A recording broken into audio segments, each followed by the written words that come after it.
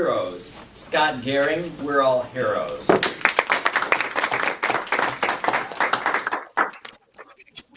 Good evening. I recently had opportunity to see the movie Boyhood that is currently in the theaters. It's been in the theaters for a couple weeks.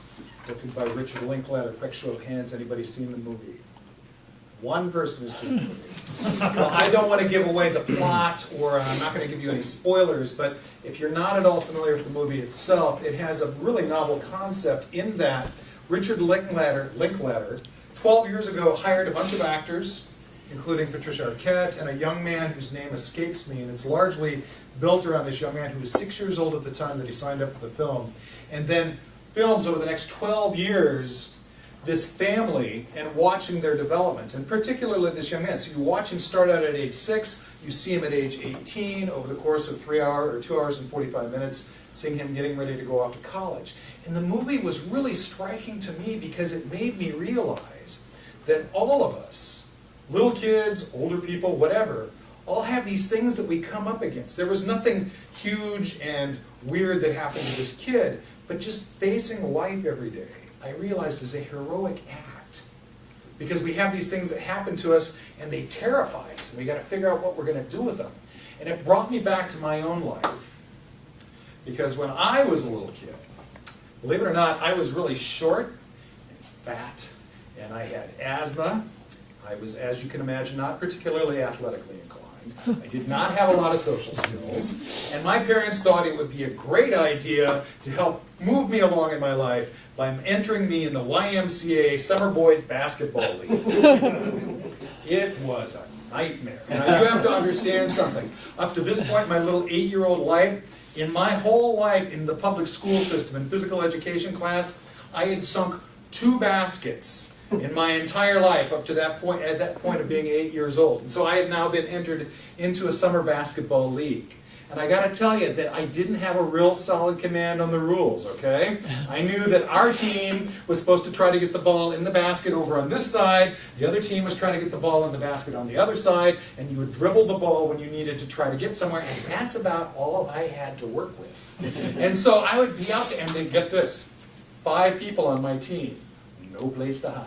Okay, I'm going to be playing all the time. So I'm like standing around under the basket, and our coach at that time, in retrospect, probably was in junior high. He had this peach buzz on his face, which was this real obvious sign of authority. But when you're a real little kid, you know, everybody seems big and loud and strong and very intimidating. And he would stand there on the sidelines, and I'm like, and he'd go, "Goering, get the rebound! Get the rebound!" And I'm like running around, and I'm, "Get the rebound." And I'm like, "What's a rebound?" I had no idea. And he would stand there, and then he would take a basketball and throw it against the wall and go, "Ah!" And then, "Goering, get the rebound." And I would come in during halftime. He goes, "What are you, retarded?" And I thought, now, first of all, you got to recognize something, okay? When you're in junior high, saying something like that is meant to try to help motivate and encourage. But it didn't really have that effect on me. And part of me, in my little 8-year-old neuroatypical mind, wanted to say, because you'll have to remember, I didn't really have social skills, and I sounded like a little professor when I did talk to people. And I wanted to be able to say, you know, retarded, I'm not really sure if that's actually the case. There's been a lot of speculation. A lot of people thought that perhaps I have an as of yet undiagnosed mild autism spectrum disorder, which in and of itself wouldn't necessarily qualify as but, you know, it does indicate that there's probably some kind of a problem. But enough about me, Coach. Let's talk about you. What's a rebound? Where can I get one? Because you seem to want one very badly. But I didn't have that conversation. I just kind of fumbled my way through life, which I think is what we all tend to do. None of us really have a lot of instructions given to us. And just like the kid in the movie, or whether you're in an 8-year-old in a YMCA basketball league, you try to just get by as best you can.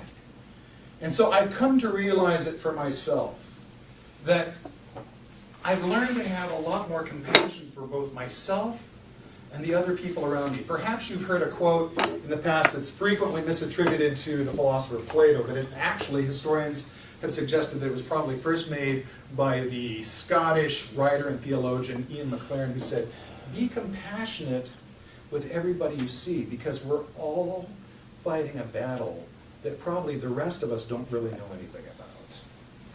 And so you gotta show up. You're not gonna get away from the battle.